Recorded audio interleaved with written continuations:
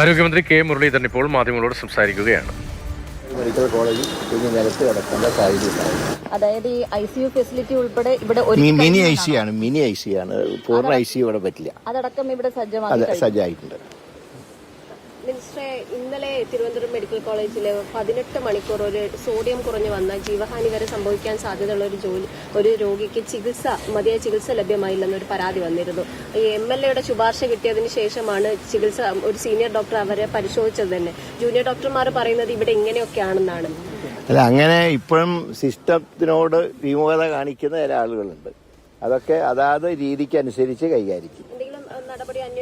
അല്ല, അത് നോക്കട്ടെ. പരാതി കിട്ടിയാലൊക്കെ അന്വേഷിക്കും. കഴിയുന്നത്ര തിരുത്താൻ നോക്കും. നടപടിയിലേക്ക് കിടക്കുന്നതിന് മുമ്പ് ഇതുപോലത്തെ സംഭവങ്ങൾ മനുഷ്യന്റെ ജീവനാണ് പ്രധാനം.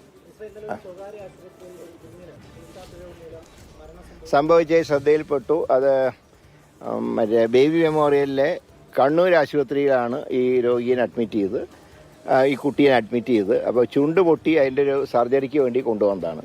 പക്ഷെ അവിടെ നിന്ന് അനസ്തേഷ്യ കൊടുത്തപ്പോൾ രോഗിക്ക് ഇത് കൂടുതലായതുകൊണ്ട് കോഴിക്കോട്ടേക്ക് മാറ്റി. ബേബി മെമ്മോറിയൽ തന്നെ അവിടെ വെച്ച് കുട്ടി മരിച്ചു. അതിനെക്കുറിച്ച് അന്വേഷിക്കാൻ DMO ചുമതലപ്പെടുത്തിയിട്ടുണ്ട്. ഇത് പോലീസിലും റിപ്പോർട്ട് ചെയ്യാൻ പറഞ്ഞു. കുഞ്ഞിന്റെ മരണവുമായി ബന്ധപ്പെട്ട പ്രതികരണമാണ്. അന്വേഷണത്തിന് സർക്കാർ നിർദ്ദേശം നൽകി. DMO ജില്ലാ മെഡിക്കൽ ഓഫീസർ ഇക്കാര്യത്തിൽ അന്വേഷണം നടത്തും. പോലീസിനോടും ഇക്കാര്യത്തിൽ പരിശോധിക്കാനുള്ള നിർദ്ദേശം നൽകിയെന്നാണ് ആരോഗ്യമന്ത്രിയുടെ പ്രതികരണം. അതിനിടയിൽ തിരുവനന്തപുരം മെഡിക്കൽ കോളേജിൽ ചികിത്സ വൈകി എന്നതുമായി ബന്ധപ്പെട്ട് അക്കാര്യം പരിശോധിക്കുകയാണ്. തിരുത്താൻ കഴിയുമെങ്കിൽ തിരുത്തും. അതിനുശേഷമായിരിക്കും നടപടി ആവശ്യമെങ്കിൽ നടപടിയിലേക്ക് പോവുക എന്നതാണ് കെ മുരളീധരന്റെ പ്രതികരണം.